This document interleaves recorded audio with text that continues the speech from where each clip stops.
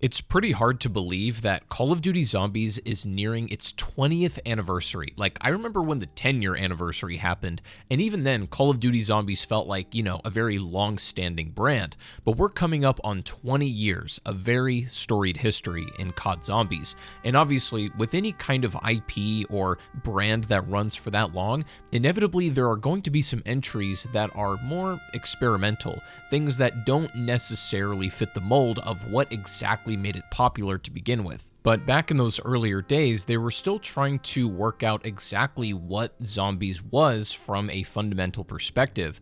COD Zombies had hit a critical mass with Black Ops 1. The Zombies mode that was once a quaint and small Easter egg hidden inside the World at War campaign had now become a core pillar to Treyarch's Call of Duty offering with a fully fledged co-op survival experience in Black Ops.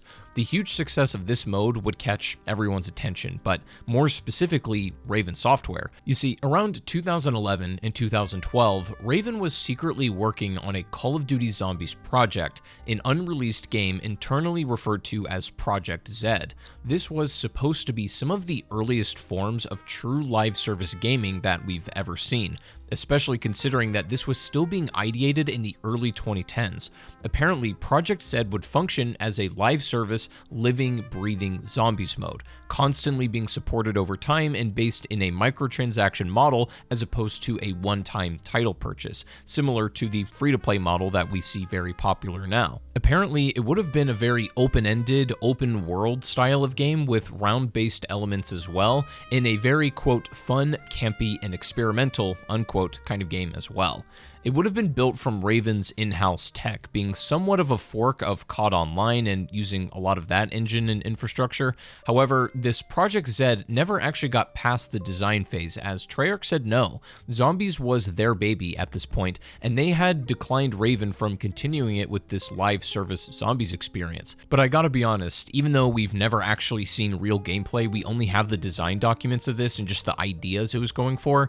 To me personally, it actually doesn't sound very good. I'm kind of okay with not getting this, because had this actually been completed, it would have been the first glimpses of a true live service gaming for Zombies, and probably would have resembled something close to Outbreak as far as like structure goes, and of course it would have had like seasons, microtransactions, and so on. This would obviously never happen, the game isn't real, but Treyarch would go on to release Black Ops 2 Zombies, which would prove to be once again incredibly well received and successful by the end of its life. Another major reason this likely got scrapped is because even with Treyarch, there was a lot of drama behind the scenes between Black Ops 1 and 2 about Zombies, so its future would definitely be up for debate. And as the Call of Duty machine would press on, Raven was becoming more involved with games like COD Ghosts, and then even began assisting Sledgehammer Games in the production of a new experimental title, Call of Duty Advanced Warfare. Call of Duty Advanced Warfare. Pre-order the Call of Duty Advanced Warfare Day Zero Edition and get 24-hour early access, double XP, 2 custom weapons, and the advanced arsenal. Now, officially, Raven is technically and has been a support studio. They're essentially the substitute teachers for when another studio needs help or wants to extend on parts of the game. And as Advanced Warfare initially was an MW3 and Ghosts fork, it makes a lot of sense that the architecture of the game allowed them to do a third mode alongside campaign and multiplayer. Advanced Warfare would launch with a third game mode, but that wasn't Zombies at all, but rather Exo Survival. This was a cooperative mode in Modern Warfare 3 that was essentially Infinity Ward's answer to Treyarch Zombies. Like, MW3 Survival can be pretty good fun, but it's nowhere near as deep or popular as Zombies, and they knew it. Exo Survival would be kind of the same, getting a very lukewarm, if not mildly positive response from the community, but it was just essentially MW3 Survival in Advanced Warfare's maps with jetpack movement, and it's fine as a game mode, nothing particularly groundbreaking to me, but you have to play play the maps to unlock other maps as per MW3 style, and as you get into the higher tiers, the maps are supposed to get harder, and then once you clear tier 3 maps, you get access to a single tier 4 map, Riot. In each and every single Exo survival map, you clear waves, defeat enemies, and just try to survive as long as possible until you die. That's the whole objective. Riot would be no different in this aspect. It's just like any other survival map. You got your upgrade machines, the perks and such, but something strange happens once you pass round 10. Sensors are showing Manticore signatures headed your way. Eyes to the sky.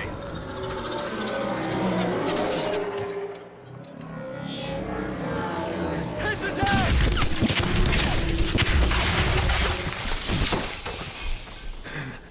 Team, report status. Report status.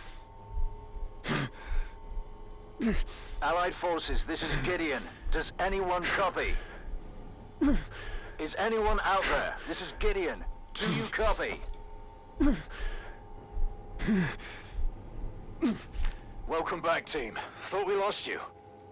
Armories are down. Exos are offline.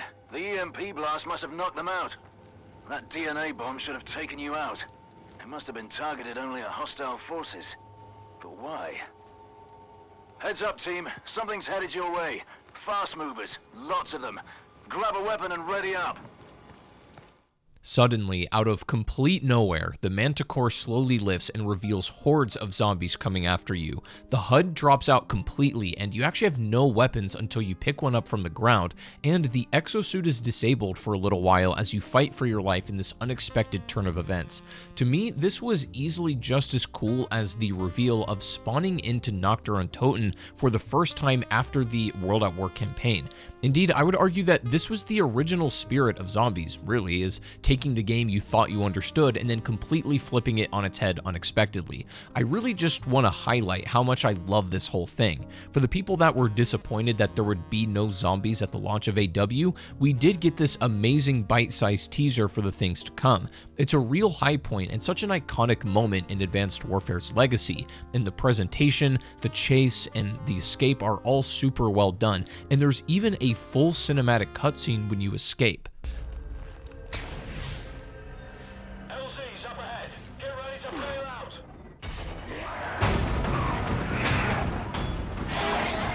Keep moving.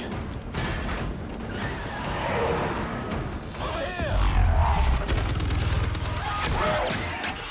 Come on, move it.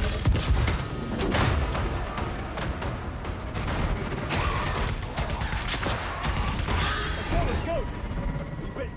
Soldier, look at me. Are you bitten? What happened down there? You're okay. You're safe now, son. There's not many of us left. Jesus. You seeing this?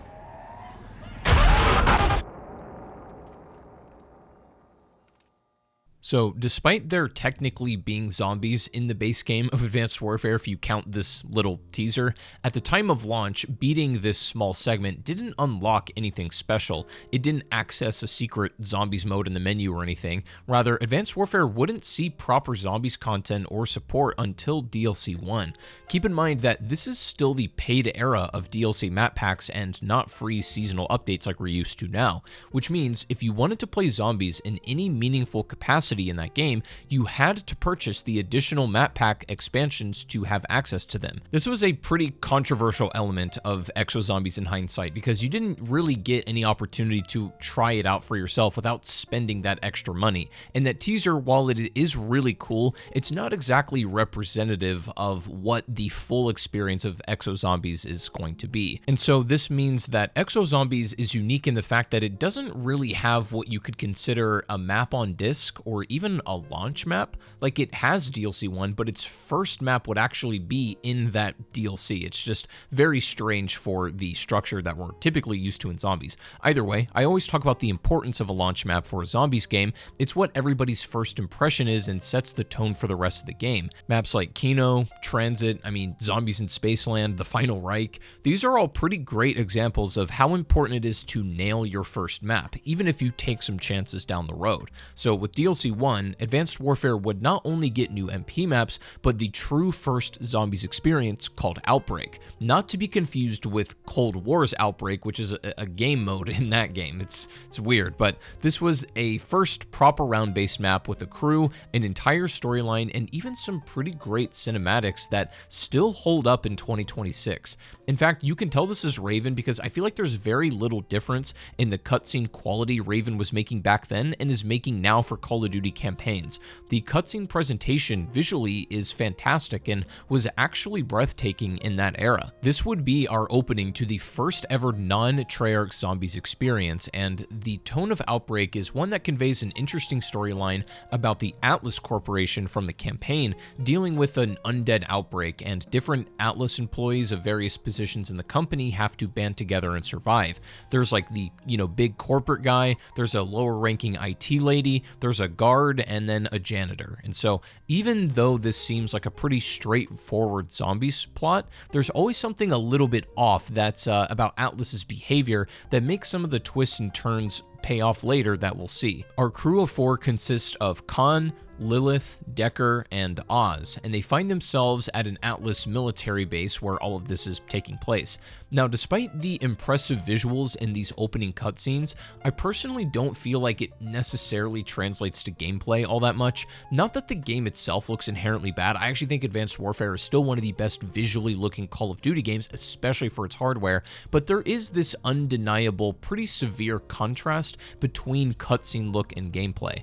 One of the best things I ever heard a game developer say is to never make the game look cooler in a cutscene than is actually possible in-game, otherwise the player is left yearning for something they can't have, which kind of sums up a lot of my issues with COD over-relying on these CG cutscenes these days, but that's a discussion for a totally different video. Anyways, the game is nice looking the way that Advanced Warfare was a good looking game, but at least in my eyes, it doesn't have quite the same grittiness as Treyarch Zombies did, and it doesn't have as much unique charm or personality that, say, IW Zombies would have. And remember, this is pre-Black Ops 3 Zombies. There wasn't really much of a blueprint for what makes a Zombies game work at that time because Black Ops 2 was all over the place. Exo Zombies had the difficult position to follow up Black Ops 2, but also have to precede Black Ops 3. This means Raven only had Black Ops 1 and 2 to look at for inspiration on how a Zombies map should be made. Outbreak is actually a fairly small to average sized map. Given that it's an Atlas military facility, all of the rooms complement that design and then eventually loop back around on itself, giving the map some kind of connectedness.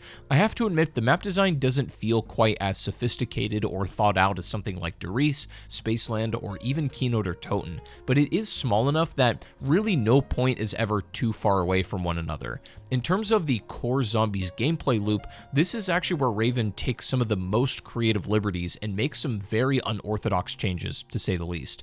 For instance, well, perhaps the entire gimmick of this mode is the movement system. You see, you don't spawn into maps with an exosuit. You actually have to play your first couple of rounds grounded, more slow and deliberate with a regular knife and just your pistol. After opening up enough doors and eventually usually reaching the farthest point on the map, you'll reach the room with the exosuit. This gives you the ability to boost jump and dash just like in multiplayer and campaign, and replaces your knife with a slightly stronger arm strike. Getting your exosuit is the equivalent of turning on the power in most Zombies maps. It's like the fundamental progression point to, really start interacting with the rest of the game.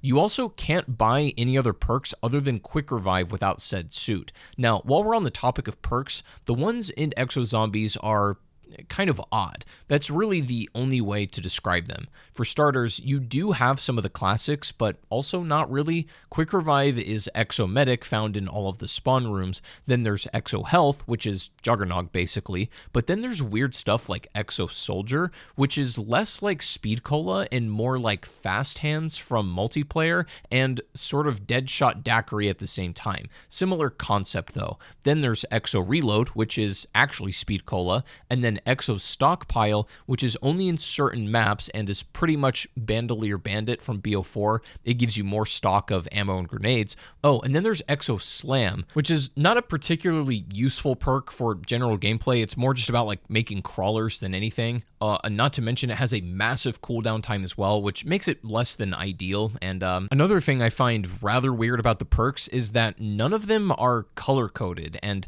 this is an issue on many levels. For one, it's sometimes hard to differentiate perks from one another in their machines because the icons can look very similar at a distance, so I feel it can be a little confusing in that way.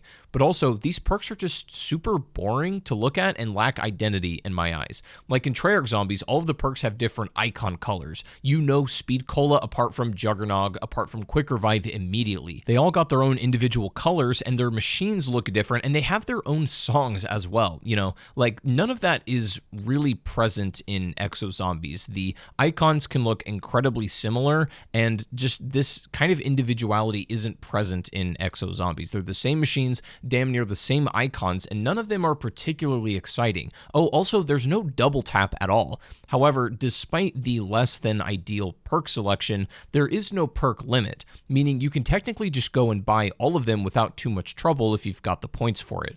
I also think that having a perk limit can be a good thing in the right context, but here in Exo Zombies and its systems, it's fine without one, honestly. I just personally feel like perks are one of the underbaked features and extremely lame in and how unique that they could be and how good the Treyarch Zombies perks felt and even how special IW would make perks down the road. They lack the personality and fun that those possess. Nonetheless, they do still function as perks like you would expect, and they are certainly necessary for gameplay as we go on.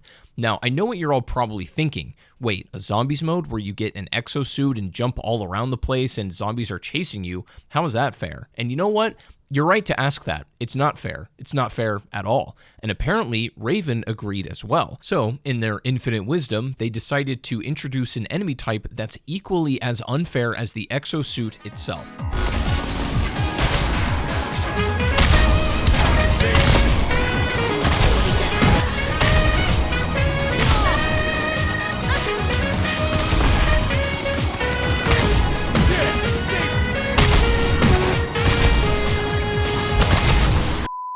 These blue glowing electro EMZ zombies are supposedly the counterbalance, I say in huge quotations, to the added mobility and movement the exosuit grants you. In theory, this shouldn't be an issue, as any kind of advanced mobility against grounded zombies would become unfair by nature, but this was absolutely the worst implementation of that idea.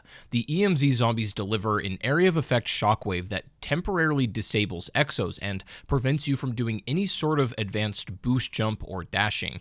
This isn't bad in the earlier rounds, as most zombies can be avoided at normal speeds anyways. It's when things get later in the game and more hectic and more EMZ zombies spawn in. Now yes, there are ways to deal with these. You can specifically try to target them first before they get to you, or you can just kind of walk around and not jump or sprint so much so that they don't trigger. You can do things to make them less irritating, granted, but that doesn't change the fact that these enemies are just genuinely obnoxious. As the rounds go on, you start to hear that electric crackle more and more, and you just want to rip your hair out from how annoying it gets. That's what happened to the Seinfeld guy, trust me. And I don't even disagree necessarily with having some kind of balancing factor to prevent the exosuit from being overpowered. I just can't think of a more irritating way to go about it. There are other special zombies, and actually there's quite a lot of them. There's a toxic zombie that leaves some poison on the ground that deals a bit of damage. There's also these red guys with spikes, and I'm honestly not sure if these guys hit harder or something, but hey lads, editing chop here. I just want to say that these red guys with the spikes are actually shrapnel zombies, and when you shoot them in the body, the shrapnel ejects from their body and it can damage you, which is pretty cool. I don't know how I went so long without realizing that, but just an interesting tidbit. There's a lot of different zombie types, and not all of them are quite as dramatic as like special enemies in BO4. They're just more or less regular zombies with some interesting properties or attributes. And as the DLC maps would come out, if EMP zombies that disable your movement weren't grating enough, well, on top of that, there would be teleporting zombies as well. But I'm getting quite ahead of myself. In the first map, it's mostly normal zombies with the EMZs, toxic zombies, and those shrapnel ones occasionally. And there are the Exo Zombies versions of Hellhounds too. There are dogs on some maps, and even f***ing EMP dogs. Why exactly? Because God hates us all. But the classic special round zombies are actually these things called hosts. They're infected sprinters, and during these special rounds, getting hit by any one of these zombies will make you infected, giving you a limited time to disinfect at a specific spot on the map before you turn and die. Every subsequent hit by these hosts after you're infected reduces the amount of time you have left on the clock, making for some pretty tense clutches to get cleansed before the time is up. Alternatively, you can be infected, and if you end the round in time, the status effect clears up immediately. You may be noticing that there's already a lot more survival-oriented mechanics than, say, anything in recent zombie titles. And that's because, once again, this is pre-Black Ops 3 days, where zombies really started to become a quest-focused game after that point. Exozombies was still primarily concerned with the survival elements that it was based on, like the Pack-a-Punch machine. Similar to the perks, they're definitely there, but not quite as you remember it. In zombies up to this point, the Pack-a-Punch machine was a one-time purchase of 5,000 points, and your weapon becomes significantly stronger. Black Ops 2 tried to extend this idea a little bit by giving most weapons additional attachments for 2,500 points a pop every time you upgrade again. Now, Exozombies is very strange in this regard, because the Pack-a-Punch machine is not a one-time purchase like classic zombies, nor is it even a weird 4x pack system like BO4. Rather, in order to reach max power on your gun, you need to Pack-a-Punch a total of 20 times, each and every upgrade costing the same 2,500 points. This means in order to keep your damage profile up with the passing rounds, it is really encouraged that you commit to one weapon, and that in and of itself isn't a problem. In fact, it's actually not all that different to what modern COD Zombies does with its weapon system and Tier 3 Pack-a-Punch, but the problem with that becomes, for a lot of Easter eggs that require really specific box weapons that are completely RNG dependent, as well as needing to upgrade them at times. So the points that you might want to spend upgrading your gun to deal enough damage to keep up with the increasing zombie health can be easily squandered on rolling the mystery box, or, the 3D printer to get the specific gun you need. The luck you have with the 3D printer is honestly make or break for a lot of maps experiences. It's kind of crazy, but as I've emphasized through this whole video, this was pre-Black Ops 3, and thus it was just way more about the gameplay loop of survival as opposed to its quest, because its main quest is honestly not all that complicated or long, and in fact it was definitionally truly an Easter egg, where now zombies can be more considered main quests. But in any case, the Easter egg begins with you finding a hidden black box from the crashed warbird and then bringing it to a computer. You then need to up your security clearance by gathering others around the map. One of them is found by going in a trash compactor and just spraying the ground randomly until you happen to unearth it and pick it up. The next is found by melting a certain metal hinge with the EM1 laser gun, which you have to get from the 3D printer by the way, and then slamming this chamber to push a different one up that has a key card. The other is accessed by being infected and quickly hitting these 4 green keypads around the map. And then the last one is acquired by shooting the EM1 laser at the 3D printer while it's spinning. And then you give those to a computer, kill zombies until you collect 49 key cards from them. You get the 50th at a certain keypad based on what character you are in the map, and then the warbird comes in to rescue you, but on its way is immediately shot down before you can get to it, preventing your escape. This is an early COD Zombies Easter egg where it doesn't really have a massive boss at the end, or even a particularly satisfying final moment. The match just continues on as normal after the rescue warbird is destroyed until the end of your match. Despite this sort of quaint and unimpressive Easter egg by today's standards, Outbreak does have some rather unique features that make the map more interesting. For instance, in all the maps you'll occasionally get these Atlas drop care packages that contain items. Very commonly they're just points, but they can also be sentry guns of different types, personal flying drones, or even active camo that is insanely useful. These drops are pretty easy to get on a smaller map like Outbreak, but can be rather challenging to get sometimes on later maps and higher rounds, and when the maps get a lot bigger and more spread out. Also, you may have noticed that there's no window boarding. You do not rebuild barriers whatsoever in this game mode, and that was pretty far ahead of its time, because even though Treyarch would use that for years to come, Black Ops 3, BO4, even Cold War to a degree, we would eventually get to a point where rebuilding barriers just isn't part of the gameplay loop anymore, but Exozombies didn't have it at all. Rather, they had these like dispensers on the walls that, were these green buttons, and if interacted with gave you free money. Usually just like 100 credits, more or less what a barrier would give you, but if you're lucky, very rarely these machines would encounter an error and just give you like 2,000 points instead, as it just prints money for days. It's just a fun little thing to make some certain runs feel special, but perhaps what I feel is the most incredible part of Outbreak to me is actually its hidden alternate ending to its Easter egg, and it was actually only found long after the map was initially solved. You see, on that one step where you have to kill lots of zombies and collect 49 keycards, most people, understandably, are just going to do this with their guns and their weapons to collect them. However, if you melee every single zombie to collect your keycards without killing any of them with your actual weapons, this initiates a totally different ending, one where the Warbird doesn't get shot down and destroyed and rescues the crew. It's a really neat secret that, while not massively different to the normal ending, is a fascinating secret of Outbreak, and honestly, most maps these days just don't have that kind of stuff anymore. Normally, this would be the point where I talk about some of the map's side Easter eggs and other little pieces of content, but truthfully, Outbreak, or more so Exozombies at large, doesn't really have any side Easter eggs to speak of. You have your normal apparent survival mechanics, and then you have your main Easter egg, and that's really about it. Side Easter eggs didn't start becoming standard until about Black Ops 3 and 4. So other than its main Easter egg, Outbreak is just kind of what it says on the box.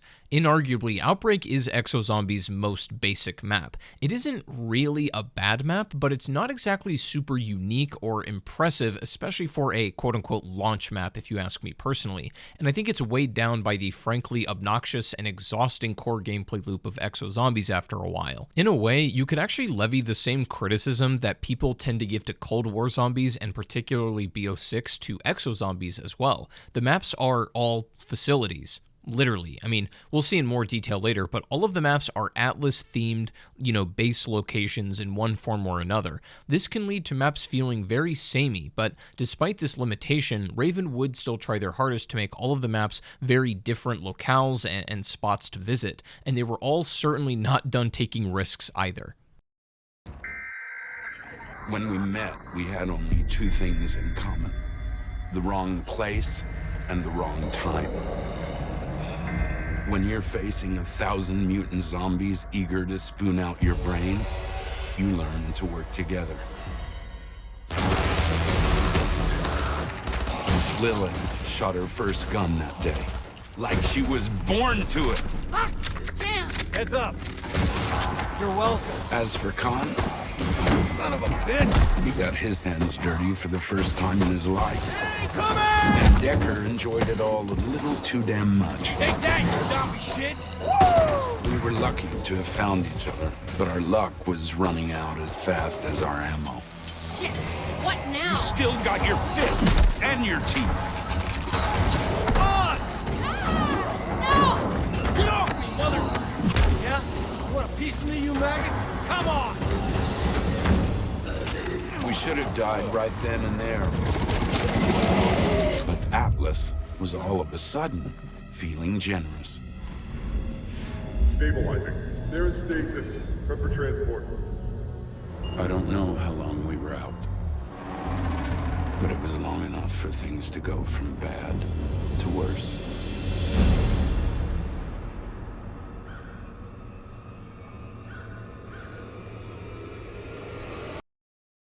DLC 2 would be the second map in Exozombies, as usually DLC 2 is traditionally the third map because when you include the one on disc, but there is no on-disc map here, so DLC 2 would actually be the second attempt Raven took at designing a zombies experience. Infection is the next map following up Outbreak, taking place in a quarantined civilian-dense area of town that's being evacuated. Infection is a much bigger map than Outbreak and has a much more intricate layout, initially spawning in this kind of like workshop, warehouse. You then have to go outside to the evac shelter area, which leads down into the sewers, which then you get your exosuit and either take to the gas station or Burger Town. Infection is a bigger map than Outbreak, and I think it's a good example of Raven being on the more amateur side of map design, as the flow of this map is really not very good. Outbreak was a small enough map that you could pretty much get from one point to another with relative ease, but Infection, on the other hand, has some points like, from Burger Town back to Spawn can be quite the chore. The only fast travel that exists are these trash chutes that were also featured in Outbreak, and sure, while they do help, they are nice for getting around slightly faster. They're not free, and they arguably don't save a significant amount of time in most cases. This problem becomes even worse, though, when you take into account some of the map's main survival features. One of them is the survivor rounds. This was something only attempted in this way in Infection. Essentially, an icon will appear somewhere on the map, and the Atlas Comsky will give you a location to go on the map, and that's where, given that it's a town where civilians are evacuating, you'll have a survivor come out from somewhere, and you have to protect them until they slowly make their way to wherever the pickup rescue helicopter is. Your first handful of survivors really aren't too bad at all, and they can be done with little trouble, and the routes are also very short. However, as the rounds progress on, the routes get longer and they become way harder to defend, especially in solo. It actually gets to a point where it's sort of a losing battle, and you may as well not even bother with it. If you complete a survivor rescue, you get awarded a free weapon upgrade at the end of the round. Pretty neat. But if you fail or choose not to save the survivor, you get punished by a power outage that lasts for like 90 seconds. And remember, these are mandatory. It's not like you can just skip these and ignore them and they go away. Every time you fail one or choose not to do one, you get the consequences whether you wanted to even engage with it or not. And when you get that power outage, when it goes away, you have to manually turn the power back on in each location individually, which, as I already established earlier, can become a real chore. And all of that would be tolerable. I could forgive all of that, at least, if it were not for the other map condition that can happen. If you're not getting a survivor round, you're most likely going to get a toxic zone in playable areas that cut off space for that whole round, just rendering that entire area unplayable. Raven has this weird thing where it's like difficulty comes in the form of just taking things away from you because they can, whether it be your exosuit or even playable space, even if you need to be there for Easter egg purposes, but also multiple areas can be gassed out at the same time as well, up to 2 or 3, I believe. So this limits your playable space for no good reason. There's no upside to it. It just happens, and it's just plain horrible. Also, the Goliath zombie, the map's mini-boss, is visually super cool. You got this massive zombie running around in a Goliath suit with his giant sign and rockets that can EMP you. It's a genuinely threatening presence, but it can become a little irritating to fight for the same reasons as the EMZ zombies. I really want to like Infection. I think it's a neat premise, and it has a lot more personality than Outbreak, despite it also being technically an Atlas facility. And that's not even talking about the main Easter egg. Raven were just getting more bold in their approach to main quest, but they still hadn't quite dialed it in yet. The quest is much more involved than Outbreak and actually has some pretty fun stuff in it. The quest begins by you getting your exosuit and then grabbing a golden pan from an I-beam in the spawn area. You then have to go in the sewers and turn 4 hidden valves to open a secret room in the back, which contains a blood sacrifice ritual altar that you put the golden pan on.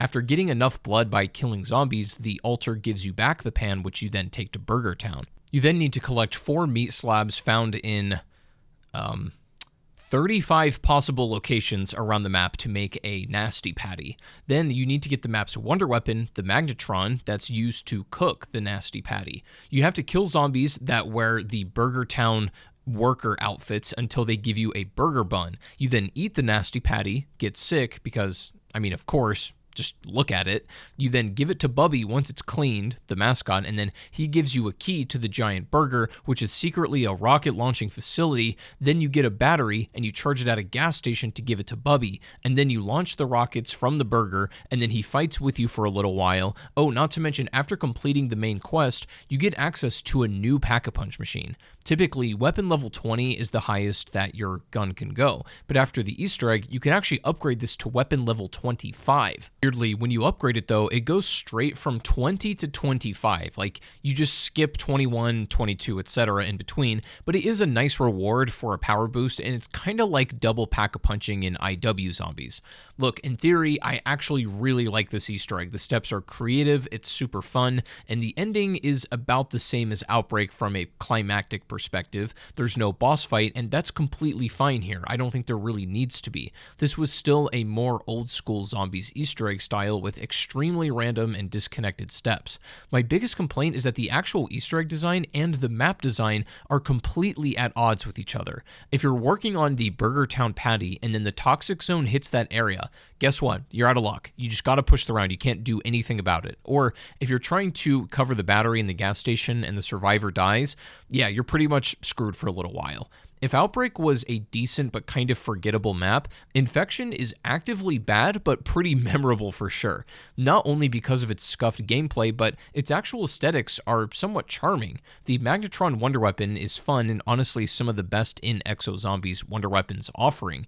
And as is similar with Outbreak, Infection doesn't really have any side Easter eggs in the map. There are some cool traps, like an alligator in the sewer and stuff like that, but otherwise the map events and the layout can become fatiguing and exhausting to play for long. This map is heavily flawed, to be certain, but Infection is probably the most iconic map to me personally, and it's what I think about when, I imagine Exo Zombies. I think about Infection more often than not, and I don't really know why, but we're not done here, and Raven was only getting started when it comes to pushing the envelope and adding some twists and turns for us players to experience.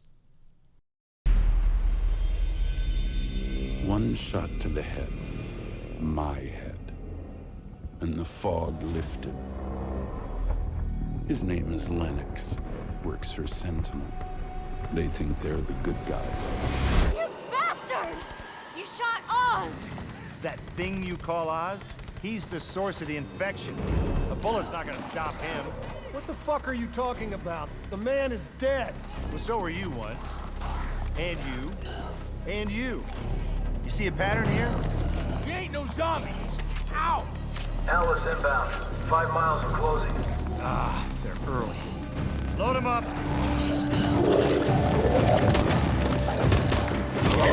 We trusted you! Move out! Dead or alive, we were Atlas's prized pets. Lennox knew they'd do anything to get us back. What nobody factored was one of the pets was about to slip his leash. Unexpectedly, the crew dynamic would be shaken up when a Sentinel soldier played by Bruce Campbell would shoot Oz on sight. The other characters are kind of concerned about this initially, but they get over it pretty quick. Anyways, this means that with our normal fourth character eliminated, Bruce Campbell has to join the squad and become our other playable character, and he even has his own Sentinel badge instead of the Atlas credentials on the HUD like the rest of them. As much as I think Exo Zombies isn't great, this kind of twist is bold and something that I could never see modern Zombies doing in the same way. It is an excellent twist in the developing plot and raises many questions. This takes us to Carrier, where we find ourselves on a massive ocean freight.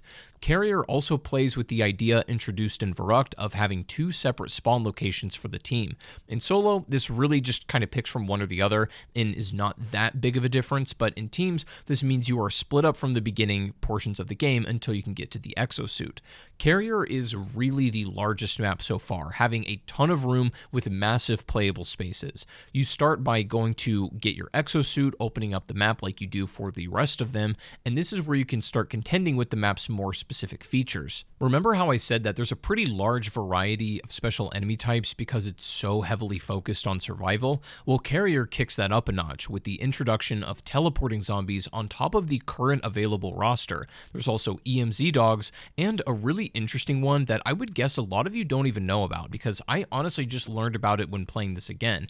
Those of you who have played Carrier, or even if you haven't, you might know that every couple of rounds, the map event is you get these Atlas soldiers that invade invade the ship and then plant a bomb in a certain area that you have to go and defuse. So not only do you have zombies, but also soldiers shooting back at you to fight, and potentially Goliath soldiers as well. But what you may not know is that after you let 3 bombs explode in Carrier, after that, a Goliath zombie can spawn from infection. But it's not just any old regular one. He now is different. He has Atlas gear, and he can actually teleport himself. It's absolutely insane, but the conditions to get him are so specific to spawn that I would wager most players have never actually encountered this, as letting 3 bombs explode is like not the hardest thing to avoid. You know, they're pretty easy to take care of, so it's a very obscure enemy that probably went underloved. Anyways, I have to say Raven was getting creative with the enemy types, and believe it or not, this isn't even as extreme as it gets. But the point is that this is the largest enemy variety we've ever seen,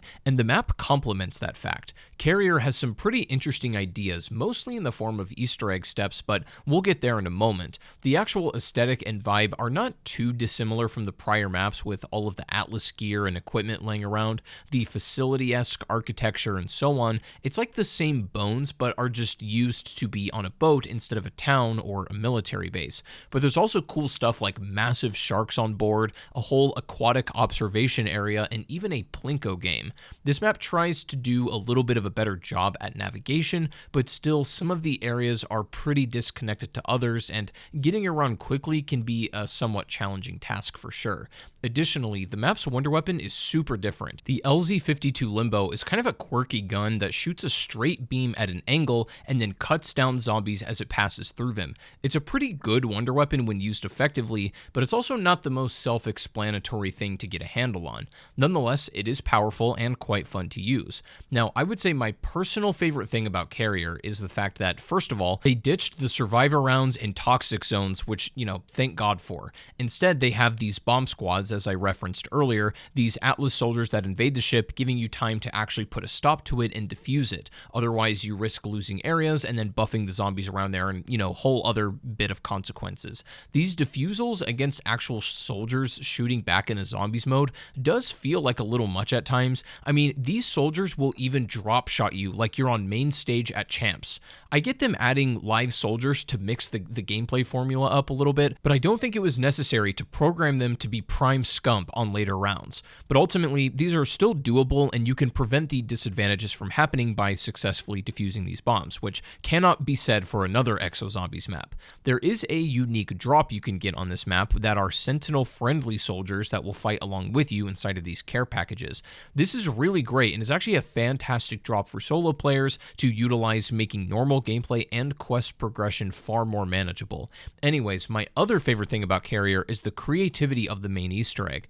Now, I'll give you this. There are some steps that are just jank as hell, and dare I say kind of amateur, but also some of the cooler steps I feel make up for that. You have to begin the Easter egg by activating a secret power switch, which can only be accessed by using a teleporter grenade to slip behind the door as the rolling robot trap comes out from where it stays. You have to sneak in there so you can hit the switch, and then there's like a barbecue beef menu just randomly sitting there for you to see, which is just funny, just for that one split second before being teleported out. Then you got to play a really specific game and order of Plinko with certain grenade types and different sequences that, honestly, this step is a little bit of a massive pain in the ass on solo, but really isn't too bad in co-op when somebody can babysit the zombie. It can be a little tedious and finicky by yourself, but if you do get past this, then you got to start giving a random zombie arm different weapons, and then he'll give you random crap in return. One of the things he can give you is a bottle of alcohol, and in case you weren't drunk enough already, because playing Exo Zombies without an entire fifth of vodka is like running 3 marathons with no water. You drink the undisclosed beverage and enter a drunken wobbly state where then you must complete a laser maze parkour challenge that spans like half the ship.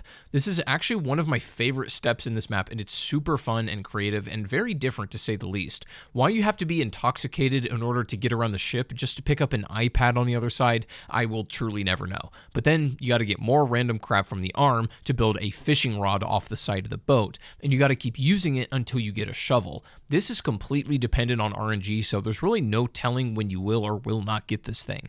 In any case, you then need to fix a teleporter by putting these drops from teleporting zombies into it, and you need like 20 of these. But keep in mind, you might get like 2 or 3 teleporting zombies per round max on these things, and these drops despawn quickly, so you really have to be deliberate about how you do this. It's not a bad step by any means, but I do feel like it takes a while. 20 is a number that is balanced for co-op and maybe not necessarily for solo. Either way, what follows is simultaneously the best and worst Easter egg step of all. You get teleported to a completely random island in the middle of the ocean with your shovel, and you have to randomly dig at the ground until you hit another iPad. This can either be a one and done process for you, as you got about 40 seconds here to try, or you can be like me and have to try this like 15 times until you finally get it.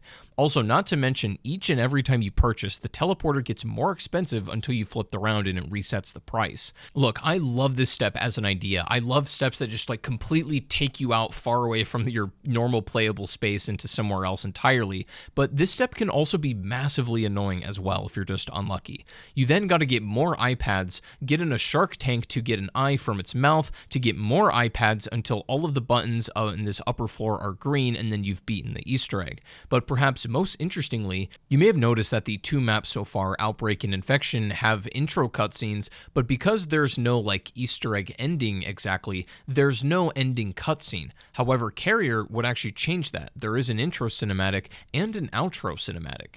The story from this point was getting much more involved, although the whole reveal of Oz being a zombie and, still alive after the thing and still around was completely flubbed, given that you hear his voice constantly in Carrier before you actually see him here in this cutscene. I don't know how they messed that up. Either way, Carrier is a pretty decent map, all things considered, and while there are a few things that I really don't love, and there's some pain points just like with any other map, Carrier, I think, is a massive objective step up from Infection and has enough going on creatively that I can overlook a lot of the shortfalls that it has. But Raven, taking certain things farther and pushing the envelope, would be taken to its absolute extreme in the final DLC 4 map, Descent. Atlas had always posed as the savior of mankind, while constructing some of the most horrific and lethal weapons to exterminate it, all for cold, hard cash.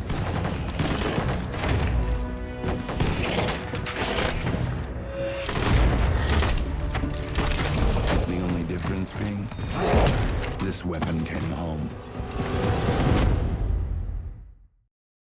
Even if it's somewhat cliche, there's no more accurate way to describe my feelings on Descent other than a true love-hate relationship.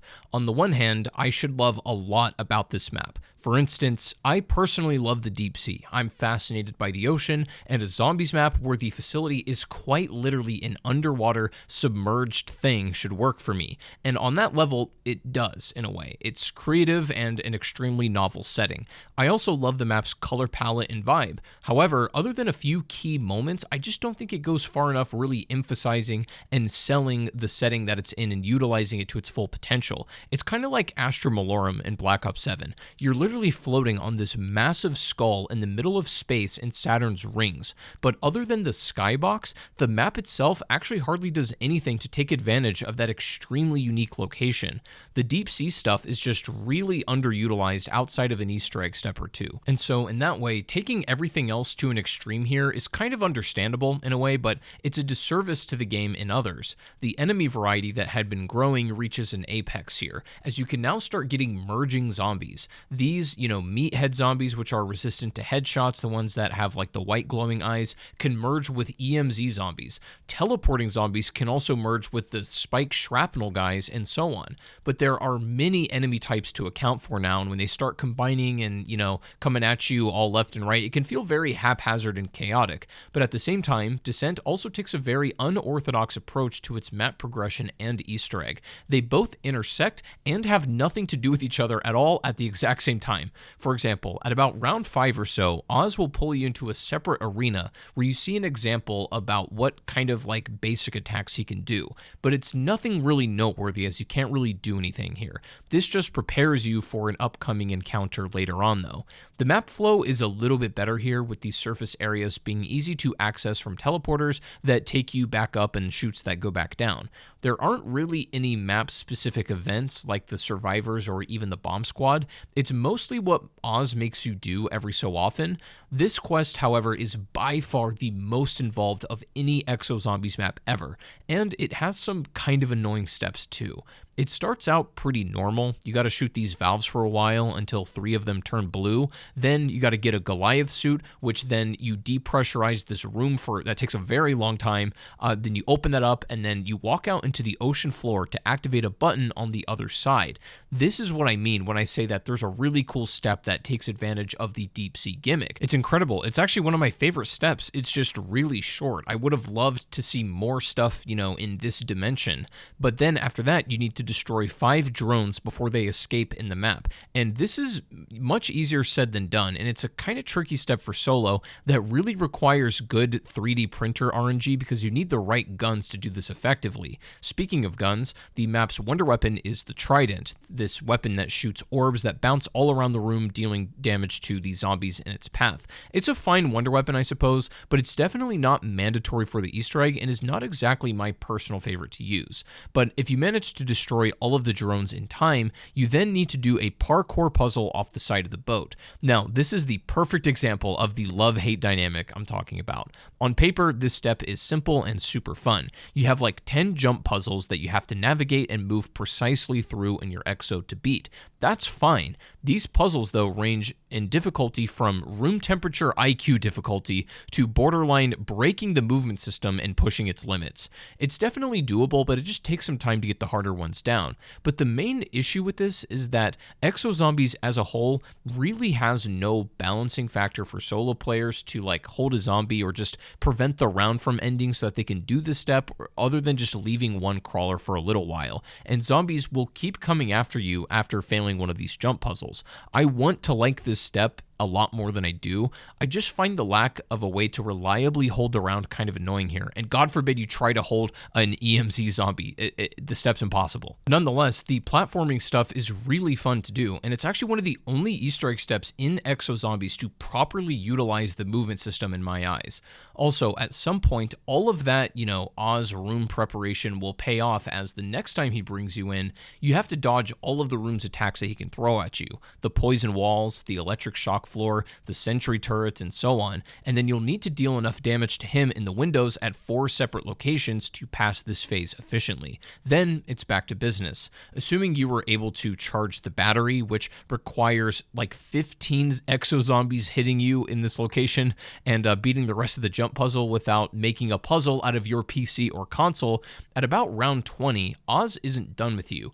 You see, if exo zombies brought nothing of substantial value to the overall zombies gameplay loop as a mode, what they can absolutely be 1000% credited for is that this is the first true zombies boss fight ever. Again, even before Black Ops 3 would do it. This time you might meet Mega Oz with a health bar and everything. This room is just as lethal before, that's what it was training you to do, but now you also have a massive boss to contend with as well. In hindsight, this boss fight mechanically is pretty simple. All you need to do is just activate the 4 generators around the room, you power the decontamination device, and then lure Oz to the middle, activate it once he's inside, and then deal damage. After a quarter of his health disappears, he will become invulnerable, and you just keep repeating that 3 more times till his health bar reaches 0. It's pretty straightforward, but honestly, for the first ever zombies boss fight, with nothing coming before it for guidance or inspiration or blueprints on how to make one, it's still pretty impressive, and it's a solid encounter that can be credited for shaping Easter eggs and their conclusions and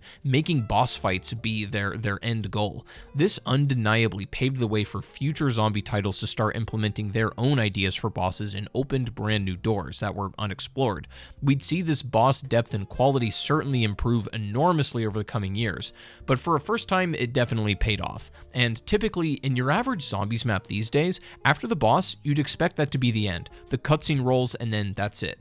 However, because the Easter egg is so weirdly structured, this actually isn't the end. In fact, there's a bunch more steps after this boss fight, including even more challenges. There's an entire Simon Says sequence using the computers found in the lobby area and more. But this boss fight is the gameplay conclusion more or less. However, if you keep pushing on and see the quest through to the end, eventually once you complete it, afterwards you'll be given a mode called Double Feature. here. And if you watched my IW video, you might be thinking that it's like Director's Cut, which gives you all the perks from Spawn plus a bunch of points, but if you thought that, you could not be more wrong, as Double Feature, if anything, is actually more like Cursed Mode in Black Ops 7 Zombies, sort of. Double Feature is only on Descent, so you can't actually use this on any other map, but it's basically like a lot more of a hardcore version. Your whole HUD drops out, the screen goes black and white, and you only get points from kills, not from hits, so no more point farming. Zombies are also way stronger earlier on, and is essentially just a hardcore way to play Descent in case the map already wasn't challenging enough. But I mean, it's a really fun secret and a cool reward for beating the Easter egg, but honestly, there isn't much reason to play Double Feature other than just for the inherent challenge it provides. This could have been a neat idea if it was available on every map, and maybe Double Feature activated something special for Easter eggs in other maps, but either way, it's a little bit of an underbaked idea, but it's extremely unique, quirky, and a very odd thing about Exo Zombies that, again, probably not a lot of people have experienced for themselves, although it is still an unmistakable piece of Advanced Warfare Zombies' identity. Descent is definitely not my favorite map. It doesn't take advantage of the setting it's in nearly enough, and it has some also just frankly irritating gameplay decisions and some tedious chore stuff, but it also does have some real bright spots too. The fun jump puzzles, the deep sea ocean walk step, and the first ever true zombies boss fight, and a totally new way to experience the map after beating it in Double Feature. It's extremely flawed, but it's also quite unique amongst its peers, and it's a fair send-off to the experience that is Advanced Warfare Zombies, and its true ending shows what happens to everyone afterwards, after destroying Oz and then trying to get the Atlas Corporation to pay for what it did. And I can't just roll the cutscene and show you because there's actually a copyrighted song in it, but suffice to say, it leaves the community on quite the cliffhanger, as you do get a kind of satisfying ending, but it also shows an entire underground chamber of Oz clones. Then the camera pans over to one and shows its face, Oz opens his eyes, and then it cuts to black, of course leaving the door open for a sequel. Now, obviously, we're over a decade removed from the launch of Advanced Warfare, Exo Zombies, and all of its parts. It's probably safe to say that we will most likely never get a genuine sequel to this. Some of the voice actors involved have even since passed away, so we can confidently say that we're not going to see an Exo Zombies 2 anytime soon.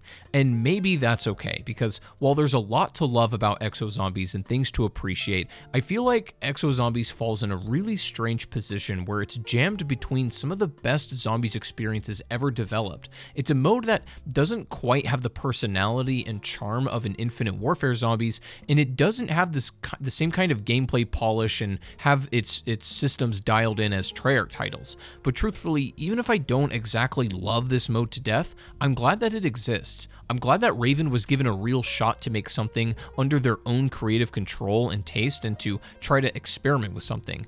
I'm actually more glad at the end of the day that we have Exo Zombies to look back on rather than whatever live service junk was being planned for a while. But it serves as a reminder that it's okay to fail. This goes for Activision and for Call of Duty studios, but also in life. It's okay to take chances and to try something new and unfamiliar. Despite them being pretty obviously doomed to live in Treyarch's shadow, that didn't stop them from trying something, and what came from it was something that maybe still has a long way to go to being polished and, a well-made game, but it absolutely is still something special at the very least and worth remembering. And really, maybe that's all any of us want at the end of the day, is to make something worth remembering.